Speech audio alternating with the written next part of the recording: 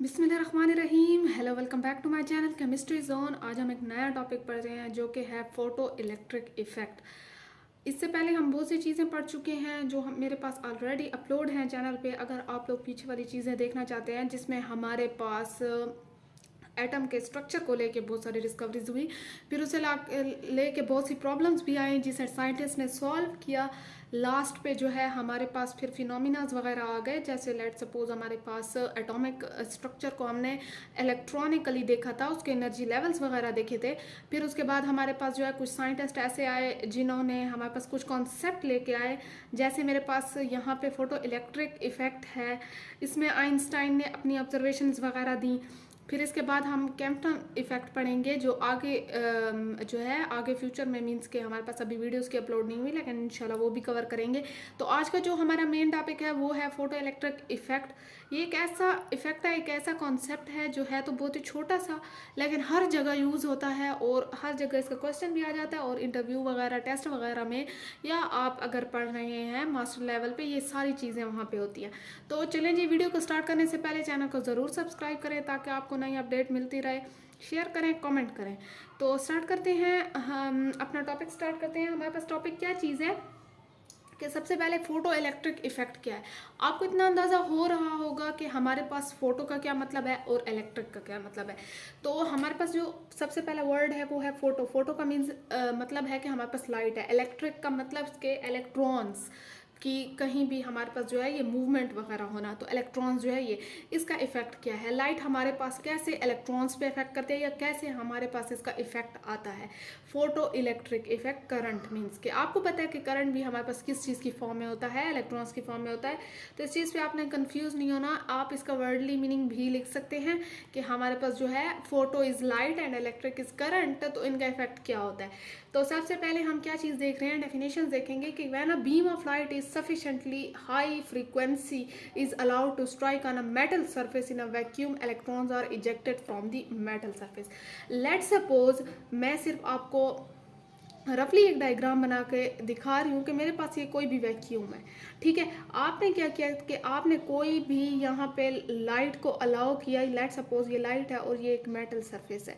अब आपने metal surface क्या होता है कि हमेशा हमारे पास जो है मेटल लूज करता है इलेक्ट्रॉन्स, इतना आपको अंदाज़ा है ना। जैसे हमारे पास मेटल्स में Na आ जाता है, Na पे 11 होते हैं, तो Na का क्या होता है कि वो 10 कर लेता है।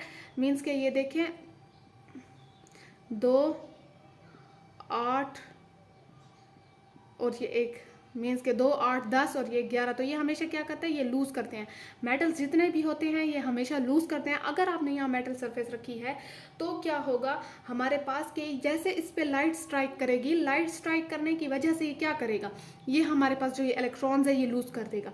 जैसे ये इलेक्ट्रॉन्स लूज होंगे हमारे पास, तो हम इन्हें कहेंगे कि ये फोटो इलेक्ट्रिक इफेक्ट दिखा रहा है, क्योंकि लाइट की वजह से हमारे पास इलेक्ट्रॉन्स क्या हुए हैं, निकल गए हैं। तो जो इलेक्ट्रॉन्स निकलेंगे हम उन्हें कहेंगे कि ये फोटो इलेक्ट्रॉन्स है, क्योंकि लाइट की वजह से निकले। अब इसमें मेन कॉन्सेप्ट बताने का मतलब ये था कि आपने कोई लाइट दी लेट सपोज, और वो लाइट बहुत ही अच्छी फ्रीक्वेंसी की है, मीन्स के हाई फ्रीक्वेंसी की है। मैंने लास्ट वीडियो में बताया कि फोटॉन्स की फ्रीक्वेंसी बहुत हाई होती है। जब आपने फोटॉन्स दिए, जैसे हमारे पास आइंस्टाइन ने कहा था कि हमारे पास एनर्जी के ये पैकेट्स होते हैं या क्वांटम जैसे हम कह देते हैं, तो यहाँ पे फोटॉन्स की बात हुई है जो डिसकंटिन्यूअस फॉर्म में होते हैं, बिल्कुल एक यूनिट्स की फॉर्म में होते हैं। वो फोटॉन्स अपने लाइट जो रेडिएशंस होती हैं उनमें होते हैं, जैसे इलेक्ट्रोमैग्नेटिक रेडिएशंस हो गए हैं। लेट सपोज मैंने यहाँ यूवी लाइट दे दिया, अल्ट्रा वायलेट रेडिएशन दे दिए। Ultra violet radiation electromagnetic radiations में आती हैं, ठीक है। अब मैंने वो दे दिए, और अल्ट्रा वायलेट रेडिएशन किस फॉर्म में दिए, फोटॉन्स की फॉर्म में दिए। फोटॉन्स क्या थे लास्ट टाइम हमारे पास, फोटॉन्स जो थे वो हमारे पास डिसकंटिन्यूअस फॉर्म ऑफ एनर्जी थी। ये मैंने आपको पहले भी बताया था कि ये हमारे पास डिसकंटिन्यूअस फॉर्म ऑफ एनर्जी थी, ठीक है। तो ये एक यूनिट, ये हमारे पास दूसरा यूनिट, ये तीसरा यूनिट। अब जैसे फोटॉन स्ट्राइक किए इस मेटल सरफेस पे, मेटल की क्या प्रॉपर्टी है, हमारे पास लूज करता है, पॉजिटिव आता है, हमेशा यहाँ पे पॉजिटिव आएगा। ये लूज करेगा, इस पे Na पॉजिटिव आएगा, ठीक है।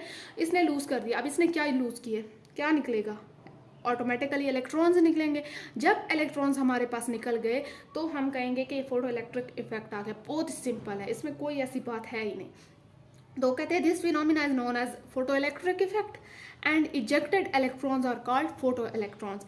आपने देखा कि अब यहाँ से इलेक्ट्रॉन्स सरफेस से निकले तो हमने उन्हें फोटो इलेक्ट्रॉन्स कह दिया, और पूरे फिनोमिना को हमने क्या कह दिया कि ये फोटो इलेक्ट्रिक इफेक्ट है। यहाँ तक बात क्लियर है। अब जो है आप इस चीज़ को खुद भी डायग्रामेटिकली बता सकते हैं, या आप ये चीज़ भी बता सकते हैं कि मेटल्स जो होता है वो उसकी प्रॉपर्टी है वो लूज़ करने की, और जब फोटॉन्स होते हैं वो डिसकंटिन्यूअस फॉर्म में होते हैं, और ये वो सारी बातें जितनी भी मैंने वर्बल बताई हैं आप लोग रिटर्न फॉर्म में लिख सकते हैं। ठीक है जी। तो यहाँ पे आप जो है for example when ultra violet radiation shines on lithium कर दे, सोडियम कर दें, आप potassium, rubidium etcetera, photo electric effect occurs.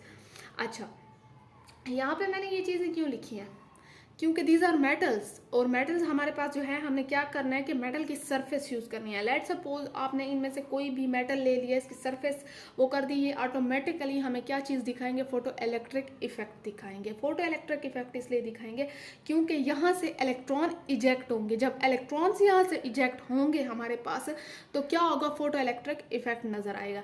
अब हमारे पास जो है यहाँ पे मेन बात यही थी कि आपने स्ट्राइक करनी है कोई रेडिएशन और वहाँ से इलेक्ट्रॉन सरफेस से निकालें, और सरफेस शुड बी मेटल। ठीक है। अब अगर मैं आपको डायग्रामेटिकली दिखाती हूँ कि मेरे पास इलेक्ट्रिक का क्या रोल है, मीन्स के मैंने फोटो का आपको बता दिया कि लाइट यूज़ हो रही है, इलेक्ट्रॉन्स भी इजेक्ट हो रहे हैं। अब थोड़ा सा आपको अच्छे तरीके से बताते हैं कि हमारे पास जो है इलेक्ट्रॉन्स कैसे इलेक्ट्रिक में काम करते हैं। जो हमारे पास वर्ड आ रहा है इलेक्ट्रिक, आप देखें तो कि हमारे पास क्या है कि लेट सपोज ये मेटल है, हमारे पास ये वाला मेटल सरफेस है, सॉरी यहाँ पे एक, हाँ बिल्कुल, एक होता है एनोड, आपने डिस्चार्ज ट्यूब में पढ़ा होगा, और एक होता है कैथोड। आपने ये चीज़ जो है वो पढ़ी होगी हमारे पास के क्या चीज़ होती है कि जब हमारे पास यूवी लाइट जो है, रेडिएशन जो है, जो जिन लोगों ने डिस्चार्ज ट्यूब के पीछे एक्सपेरिमेंट वगैरह पढ़े हैं उनको बहुत आसानी से चीज़ समझ आ जाएगी कि हमने कैथोड एनोड क्यों किया है। क्योंकि हमारे पास जो होते हैं वो ट्रैवल करते हैं, क्या चीज़ ट्रैवल करती है हमारे पास, रेडिएशन, कैथोड रेज और एनोड रेज।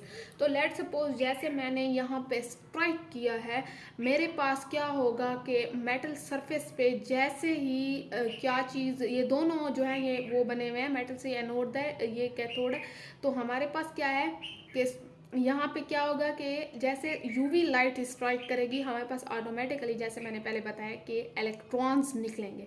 जब इलेक्ट्रॉन्स हमारे पास निकलेंगे तो यहाँ पे जो है वो ट्रैवल करेंगे, और ट्रैवल करने के साथ ऐसे आएंगे।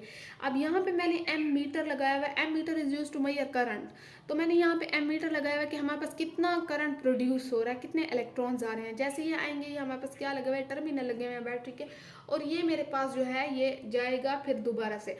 अब यहाँ से जैसे इलेक्ट्रॉन्स गए यहाँ पे हमारे पास क्या हुआ कि अच्छा ये फिनोमिना भी आपको पता चल जाएगा कि यहाँ पे ये दोबारा इलेक्ट्रॉन्स गए, दोबारा यहाँ से आए, और ऐसे हमारे पास करंट जो है वो क्या होगा, यहाँ पे ट्रैवल करेगा, इलेक्ट्रिक करंट प्रोड्यूस होगा इनके ज़रिए। ठीक है। अब हमने एक और चीज़ देखनी है कि हमारे पास मेन पॉइंट्स क्या हैं इसके। आप मेन पॉइंट्स आप देखेंगे तो आपको डायग्राम की ओर समझ आ जाएगी जो आपके माइंड में अभी क्वेश्चंस चल रहे हैं। तो सबसे पहले हमारे पास क्या है कि वो कहते हैं कि an increase in intensity of, एक मिनट, हाँ जी, an increase in the intensity of incident light does not increase the energy of photo electrons, it merely increase their rate of emission. अच्छा, आपने एक चीज़ याद रखनी है कि मेरे पास जो है यहाँ पे जब जैसे लाइट इस पे पड़ी, ठीक है, लेट सपोज आप लोग जो है इसको हटा दें, ठीक है। अब जैसे इस पे हमारे पास क्या है कि लाइट पड़ी, तो हमारे पास क्या होगा कि जैसे हमारे पास लाइट पड़ी यहाँ पे, अब इंसिडेंट लाइट की वजह से यहाँ से इलेक्ट्रॉन्स निकले। ठीक है। अब जैसे हमारे पास यहाँ मैंने मेटल सरफेस ली है, अब मैंने जैसे मेटल सरफेस लिया यहाँ से इलेक्ट्रॉन्स निकलना शुरू हो गए। तो चलें स्टूडेंट्स, अब हमारे पास क्या है कि यहाँ पे ये ठीक कर लें, ये नेगेटिव है। आपको पता है कि हमारे पास यूवी रेडिएशंस जो होती हैं वो जैसे स्ट्राइक करेंगी मेटल सरफेस पे, वहाँ से इलेक्ट्रॉन्स इंजेक्ट होंगे। अब ये इलेक्ट्रॉन्स है, स्ट्रीम ऑफ इलेक्ट्रॉन्स है, जैसे ये होंगे हमारे पास ये इस उसके पास जाएंगे, इलेक्ट्रोड के पास जाएंगे, यहाँ से हमारे पास इलेक्ट्रिक करंट प्रोड्यूस होगा। मीन्स कि हमारे पास इलेक्ट्रॉन्स क्या होंगे, ट्रैवल करेंगे, ठीक है। अब वो कहते हैं कि लेट सपोज अगर मैं इस यूवी रेडिएशन की इंटेंसिटी हाई कर दूं, शिद्दत हाई कर दूं, तो ये मेरे पास जो है इलेक्ट्रॉन्स की एनर्जी पे नहीं इफ़ेक्ट करेगा। मींस कि ये जो इलेक्ट्रॉन्स निकल रहे हैं इनकी कोई एनर्जी में हमारे पास ज़्यादती या कमी नहीं आएगी, बल्कि एक ये चीज़ है कि हमारे पास ज़्यादा इलेक्ट्रॉन्स आएंगे। उनकी खुद की इलेक्ट्रॉन की खुद की एनर्जी में कोई हमारे पास कमी या पे ज़्यादती नहीं आएगी। मीन्स कि हमारे पास ज़्यादा कम उसकी एनर्जी नहीं होगी, बल्कि ज़्यादा इलेक्ट्रॉन की एमिशन होगी, वो निकलना स्टार्ट कर देंगे ज़्यादा। तो हमारे पास जो एक सिंगल अगर इलेक्ट्रॉन लें तो उसकी एनर्जी पे कोई इफेक्ट नहीं आ रहा, ठीक है। तो इसी तरह वो इस बात में भी यही चीज़ कह रहे थे कि हमारे पास रेट ऑफ एमिशन इंक्रीज होगी, बट हमारे पास जो है फोटो इलेक्ट्रॉन्स की खुद की एनर्जी इंक्रीज डिक्रीज नहीं होगी, ठीक है। अब हमारे पास जो है क्या होगा कि दूसरा पॉइंट है the kinetic energy of photo electron increases linearly with the frequency of incident light if the frequency is increased below the certain critical values, the threshold जिसे frequency कहते हैं, we not no electrons are ejected at all। आपको ना किसी चीज़ let's suppose आपके पास कोई metal surface है, you have to eject them with a threshold frequency। Like के हमारे पास अगर आपके पास कोई मेटल सरफेस है और अगर आपके पास इतनी फ्रीक्वेंसी रेडिएशन में है ही नहीं कि वो हमारे पास इलेक्ट्रॉन्स को इजेक्ट करे, वहाँ से निकाले, तो आपका काम नहीं होगा। Photo electric phenomena does not occur. हमारे पास यही मसला है कि आपको क्या होगा कि आपको जो भी काइनेटिक एनर्जी लेनी है फोटो इलेक्ट्रॉन्स की, थी kinetic energy of photo electron increases. हमारे पास जितनी ज़्यादा आपके पास इंसिडेंट लाइट की फ्रीक्वेंसी होगी उतनी हमारे पास जो फोटो इलेक्ट्रॉन्स होंगे वो निकलेंगे और उनकी एनर्जी भी उतनी ज़्यादा होगी, ठीक है। अब हमारे पास वो कहते हैं कि if the frequency is decrease, अगर हमारे पास अल्ट्रा वायलेट रेडिएशन है और उसकी फ्रीक्वेंसी एक हद से ज़्यादा कम है, एक हमें थ्रेश होल्ड फ्रीक्वेंसी दी जाती है, लिमिट दी जाती है, अगर उस लिमिट से कम है then there is no photo electric effect at all. तो हमारे पास फोटो इलेक्ट्रिक इफेक्ट नहीं आएगा। आपके पास प्रॉपर जो है वो फ्रीक्वेंसी होनी चाहिए ताकि आप लोग इजेक्ट कर सकें इलेक्ट्रॉन्स को हमारे पास, ठीक है। अगर आपके पास लाइट डिम है, फ्रीक्वेंसी ही नहीं है, तो आपके पास क्या चीज़ है कि एक फिनोमिना अकर ही नहीं होगा, प्रोसेस प्रोसीड ही नहीं होगा। तो यहाँ तक आपको बात क्लियर हो गई है। आपने एक चीज़ याद रखनी है कि हमारे पास जो है क्या चीज़ है कि यहाँ पे इसे इलेक्ट्रॉन्स मिल रहे हैं और यहाँ पे ये इसे दे रहा है। बाकी दो मेन चीज़ें थी कि हमारे पास मेटल यूज़ करना है, यूवी लाइट रेडिएशन यूज़ करना है, या कोई भी इलेक्ट्रोमैग्नेटिक रेडिएशन कर दें जिसकी फ्रीक्वेंसी हाई होनी चाहिए। और एक पॉइंट ये याद रखें कि हमारे पास जो है इंटेंसिटी अगर इंसिडेंट लाइट की इंक्रीज होती है तो it does not increase the energy of photo electrons, it merely increase their rate of emission, means के रेट करेगा। और वो कहते हैं कि अगर kinetic energy of photo electron increases linearly मतलब कि हमारे पास जो है अगर आप लोग ऐसे करते हैं ये ऐसे लीनियरली इंक्रीज होगी, जितनी आप फ्रीक्वेंसी देते जाएंगे लाइट को हमारे पास उतनी हमारे पास क्या चीज़ इंक्रीज होती जाएगी, यहाँ kinetic energy of photons increase होती जाएगी। आगे हमारे पास डायग्राम भी बना हुआ है, ठीक है।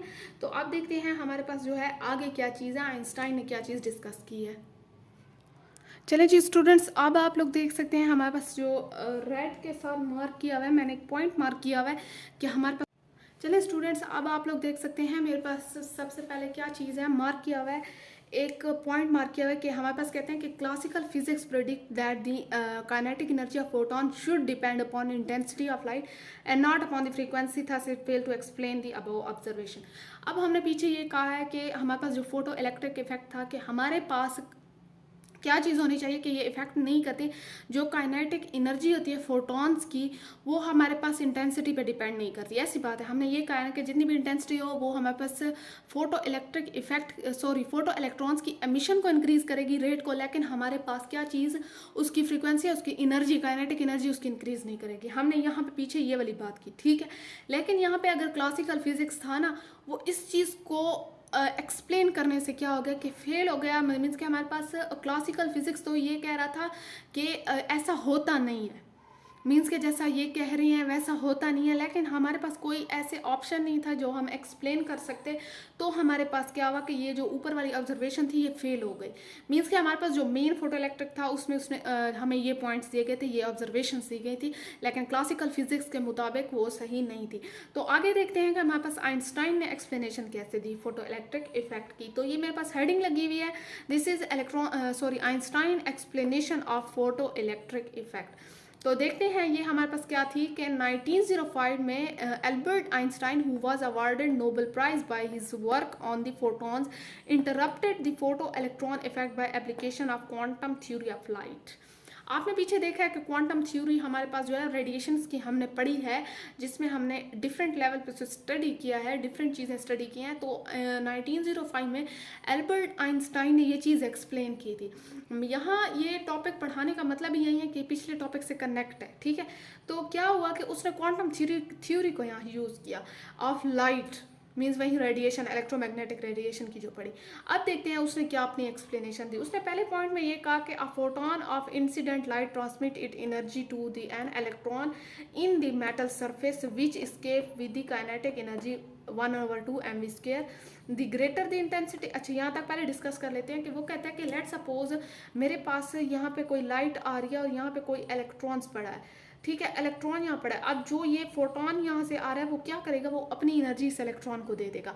अब जो इसको इसने इलेक्ट्रॉन को एनर्जी दी है, ये यहाँ से स्केप हो जाएगा उस एनर्जी के साथ। उस एनर्जी, काइनेटिक एनर्जी को क्या कहा है उसने कि 1/2 mv²। आपको पता है कि हमारे पास हमेशा काइनेटिक एनर्जी का फार्मूला होता है 1/2 mv²। ये फार्मूले की बात की गई है, डायरेक्ट फार्मूला बताया गया, ठीक है। तो उसने कहा कि हमारे पास इस काइनेटिक एनर्जी के साथ ही स्केप कर जाएगा क्योंकि इसने फोटोन से एनर्जी ले ली है। आप कहते हैं the greater the intensity of incident light merely implies greater number of photons each of which releases one electron, thus increase in the rate of emission electron while kinetic energy of individual photon remain unaffected। अब वो कहते हैं कि अगर मैं बहुत सारी क्या करती हूँ, इंटेंसिटी मीन्स कि मैं यूवी रेडिएशन जो है उसकी शिद्दत को ज़्यादा कर देती हूँ, ठीक है। अब मैंने जैसे शिद्दत को इंक्रीज़ किया उसकी, तो हमारे पास क्या होंगे कि ज़्यादा इलेक्ट्रॉन रिलीज होना शुरू हो जाएंगे, ठीक है। अब लेकिन ओवरऑल जब मैं देखूंगी तो मेरे पास जो इलेक्ट्रॉन्स हैं उनमें क्या होगी कि एमिशन जो है उनकी इंक्रीज तो हो गई है, लेकिन अगर मैं काइनेटिक एनर्जी किस वजह से इंक्रीज हुई है, इंटेंसिटी इंक्रीज करने की वजह, लेकिन अगर मैं फोटोन को एक को उठा के देखती हूँ तो मेरे पास वो अनइफेक्टेड है, ठीक है। आप फिर से इस बात को समझें कि लेट सपोज कोई भी इंसिडेंट लाइट है वो आती है, वो हमारे पास किस चीज़ पे पड़ती है, वो एक इलेक्ट्रॉन पे पड़ती है। ये इलेक्ट्रॉन 1/2 mv² मीन्स के काइनेटिक एनर्जी से स्केप हो जाता है। वो कहते हैं कि अगर मैं इसकी शिद्दत बढ़ाऊँ, इसकी इंटेंसिटी बढ़ाऊँ इस चीज़ की, तो मेरे पास क्या होगा कि यहाँ से ज़्यादा इलेक्ट्रॉन्स जो है वो निकलना स्टार्ट हो जाएंगे, स्केप होना स्टार्ट हो जाएंगे, ठीक है। तो यहाँ पे रेट क्या होगा, एमिशन का इंक्रीज हो जाएगा। अगर मैं यहाँ पे इलेक्ट्रॉन्स को देखूं तो मेरे पास उनकी एमिशन इंक्रीज हो जाएगी, लेकिन अगर मैं यहाँ फोटॉन्स को एक एनर्जी, इसके फोटोन की एक फोटोन इंडिविजुअल या सिंगल फोटोन को उठा के देखूं तो उसकी एनर्जी जो है वो अनइफेक्टेड रहेगी, उस पर कोई इतना ज़्यादा इफेक्ट नहीं आएगा या उसकी एनर्जी वगैरह इतनी डिक्रीज नहीं होगी, ठीक है। अब जो है मेरे पास क्या होगा कि यहाँ पे आप लोग देख भी सकते हैं कि मेरे पास kinetic energy of photo electrons है और ये फ्रीक्वेंसी ऑफ इंसिडेंट लाइट है, तो ये मेरे पास क्या हो रही है कि इंक्रीज हो रही है, ठीक है। यही बात है हमारे पास कि जितनी ज़्यादा इंटेंसिटी आप रखेंगे, फ्रीक्वेंसी रखेंगे, उतनी ज़्यादा क्या होगी कि काइनेटिक एनर्जी ऑफ फोटॉन्स होगी, ठीक है। ये पीछे भी बार डिस्कस हो चुकी है। अब अगर हम दूसरा पॉइंट देखते हैं तो मेरे पास दूसरे पॉइंट में क्या है, in order to release one electron from metal surface the incident photon has first to overcome the attractive forces exerted by positive ion of metal. अच्छा, मैंने ये कहा कि आपने जो है वो क्या कर रहा है कि मेटल सरफेस यूज़ करनी है। हमें पता है कि हमारे पास जो होते हैं मेटल में क्या होते हैं कि मेटल पॉजिटिव है और इलेक्ट्रॉन नेगेटिव है, तो ऑटोमेटिकली इनके दरमियान अट्रैक्टिव फोर्स होगी।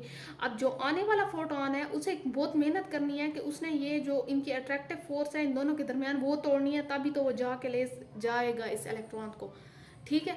तो यहाँ पे जो है सबसे पहले वो कहते हैं कि अगर आपको इलेक्ट्रॉन रिलीज करवाना भी है तो सबसे पहले फोटोन का ये काम है, फोटोन चाहता है कि मैं यहाँ से इलेक्ट्रॉन इजेक्ट कराऊं, तो पहले वो उनकी अट्रैक्टिव फोर्स को ओवरकम करेगा। जब तक अट्रैक्टिव फोर्स ही ओवरकम नहीं होगी तब तक हमारे पास इलेक्ट्रॉन इजेक्ट ही नहीं हो सकता। अब जो है वो क्या करते हैं कि वो कहते हैं कि हमारे पास जितनी भी एनर्जी ऑफ फोटॉन्स होती है, अच्छा फ्रीक्वेंसी जितनी एनर्जी ऑफ फोटॉन्स उतनी ऑटोमेटिकली आपके पास रेडिएशन है, अगर उनकी फ्रीक्वेंसी हाई है तो उनके फोटॉन्स की हमारे पास एनर्जी भी हाई होगी। तो वो कहते हैं, और बाकी जो दूसरी बात जो मेन चीज़ है कि हमारे पास हमेशा फ्रीक्वेंसी ऑफ फोटॉन्स जो है वो थ्रेश होल्ड फ्रीक्वेंसी से ज़्यादा होनी चाहिए। ठीक है हमारे पास, अब हमारे पास जो है एक एनर्जी फोटॉन की जो होती है वो क्या है, ये एनर्जी ऑफ फोटॉन है। ठीक है, ये एनर्जी ऑफ फोटॉन्स है जो हमारे पास थ्रेश होल्ड एनर्जी के इक्वल है और साथ में काइनेटिक एनर्जी के इक्वल है। थ्रेश होल्ड फ्रीक्वेंसी वो होती है जिसमें इलेक्ट्रॉन जिस एक लिमिट होती है, इससे थ्रेश होल्ड से कम होगी तो हमारे पास इलेक्ट्रॉन इजेक्ट नहीं होगा। अगर थ्रेश होल्ड से ज़्यादा होगी तो इलेक्ट्रॉन ईजिली इजेक्ट हो जाएगा, निकल जाएगा। तो वो कहते हैं कि जो हमारे पास एनर्जी ऑफ फोटॉन होनी चाहिए उससे लाजमी दो चीज़ उसमें आनी चाहिए। एक तो हमारे पास आगे इलेक्ट्रॉन की क्या आनी चाहिए, काइनेटिक एनर्जी भी आनी चाहिए और साथ में थ्रेश होल्ड फ्रीक्वेंसी भी उसके अंदर आए। इन दोनों को जमा करके तभी वो हमारे पास जो है इतनी एनर्जी हो तभी जाकर वो इजेक्ट कर सकता है। ठीक है, लेट्स सपोज फोटॉन आया, ये हमारे पास इलेक्ट्रॉन है, ये मेटल सरफेस है और यहाँ से इसने इलेक्ट्रॉन निकाला।